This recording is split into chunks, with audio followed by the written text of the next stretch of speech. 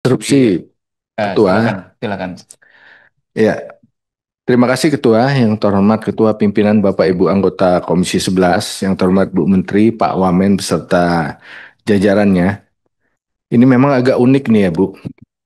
Pertanggungjawaban 2024 ini agak unik. Sama uniknya dengan APBN 2025. Masa transisi, ini juga masa transisi. Laporan 2024 yang pemerintahannya sudah nggak ada. Iya kan, pemerintahannya sudah nggak ada. Tapi kebetulan karena Menteri Keuangannya sama, jadi masih bisa ditindaklanjuti. Saya ingin ingatkan di Undang-Undang Keuangan Negara pasal 3. Ini yang kayaknya perlu Bu menjadi prinsip kita bersama di dalam setiap menyampaikan laporan. Karena di dalam undang-undang disebutkan keuangan negara dikelola secara tertib. Ini yang diaudit oleh BPK dengan menyatakan opini WTP lah dan sebagainya. Itu tertib secara administrasi. Yang kedua, taat peraturan perundang-undangan. Bisa iya, bisa enggak ini. Tertib bisa lolos peraturan perundang-undangan apabila sampelnya tidak masuk dalam audit BPK. Efisien. Nah, ini harus ada ukurannya. Ekonomis apalagi. Efektif apalagi. Transparan. Nah, ini juga saya tidak melihat transparansi. Bertanggung jawab, memenuhi rasa keadilan dan rasa kepatutan, ini bukan kepatuhan, kepatutan. Ini pasal 3. Nah, ke depan Bu Menteri, harapannya belum. Harapannya 9 prinsip yang ada di Undang-Undang Keuangan Negara ini bisa kita ukur, bisa kita lihat dalam setiap belanja KL. Tadi Ibu menggunakan indikator IKPA. Apakah prinsip 1 sampai 9 ini bisa kita lihat di IKPA itu? Karena ini udah bertahun-tahun anggaran kita naik sedemikian besar, sulit bagi kita menjawab apakah belanja negara, belanja pemerintah pusat kita sudah berkualitas. Nah, kita pakai ukuran ini aja. Kualitas itu sebagaimana di dalam Undang-Undang Keuangan Negara. Dalam fungsinya, Kementerian Keuangan dalam mengelola belanja negara bersama Bappenas, saya ingin tanya Bu Menteri, semoga bisa interaktif sedikit Pak Ketua. 2024 realisasi anggaran pendidikan 20% berapa Bu? 2024. Silakan dijawab Bu Menteri. Pak Luki? 16,99 Pak. Nah, coba tampilin datanya. Ini yang paling menarik nih.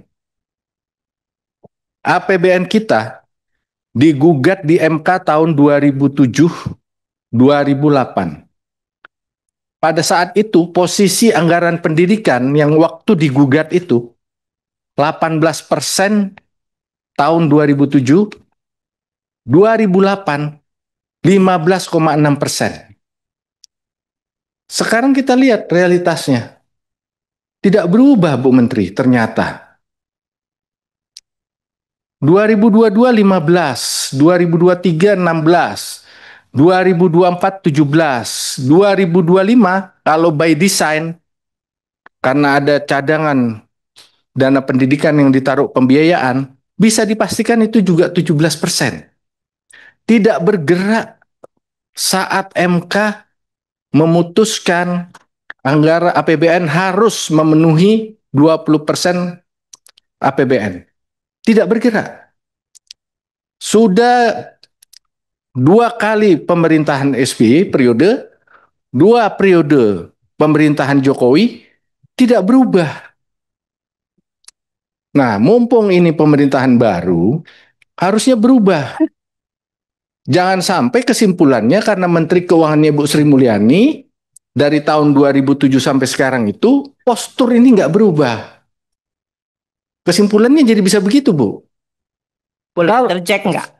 Boleh menjawab langsung nggak? Supaya nanti jangan menimbulkan persepsi. Saya belum selesai, Bu. Saya mau bacakan dulu putusan MK yang tahun 2007 itu, Undang-Undang Dasar menurut MK, kalau kita masih menganggap putusan MK final dan mengikat. Undang-Undang Dasar adalah hukum tertinggi yang tidak boleh ditunda-tunda pelaksanaannya.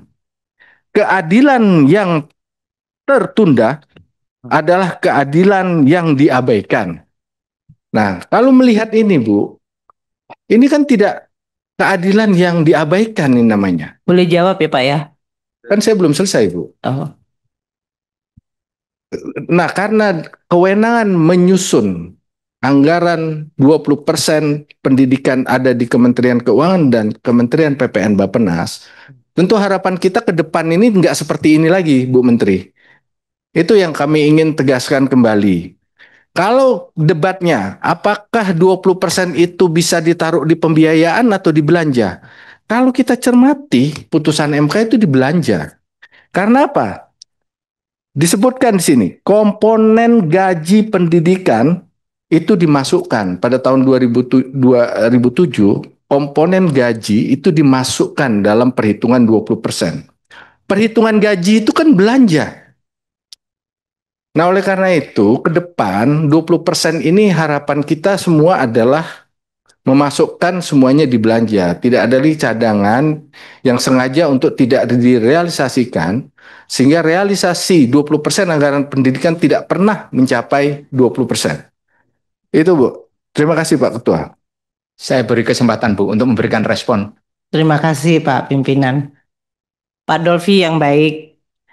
Sekarang kita lihat berdasarkan tadi definisi yang disampaikan Pak Dolfi, yaitu 20% terhadap belanja.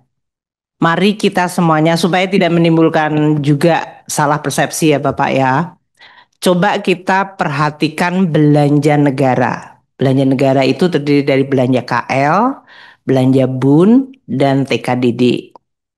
Kita buka lagi di dalam belanja negara Bapak. Karena kalau kita bicara tentang 20% belanja negara Pak Dolfi ya, berarti kan ada numerator, ada denominator, ada pembilang dan penyebut.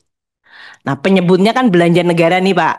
Nah, Pak Dolfi tahu kalau belanja negara seperti belanja pegawai, kita sudah rancang. Ada tukin, ada gaji pokok, ada tunjangan segala macam, itu kita pensiun kita sudah rencanakan.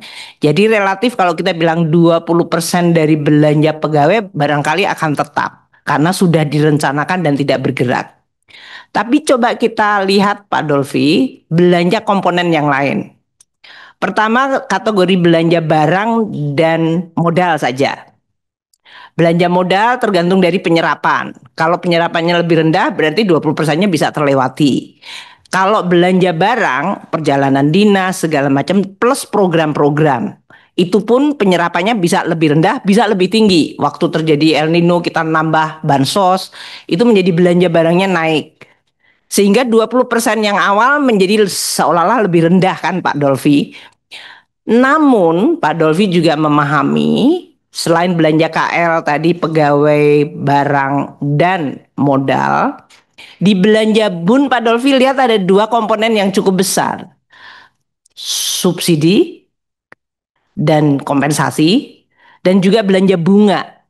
Ini dua ini bergerak Pak Dolfi. Kadang-kadang exchange rate naik, subsidi jadi melambung tinggi.